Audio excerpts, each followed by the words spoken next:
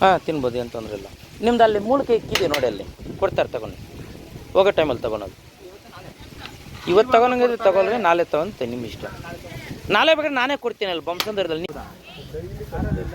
ಏನು ಖಾಲಿ ಡಬ್ಬನ? ಏನಕ್ಕೆಲ್ಲ ಖಾಲಿ ಡಬ್ಬ?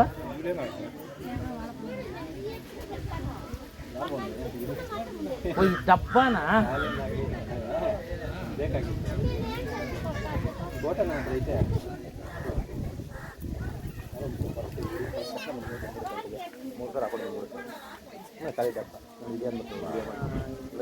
ಕಾಲಿದು ಸಣ್ಣದು ಇರ್ಬೇಕು ಅನಿಸ್ತದೆ.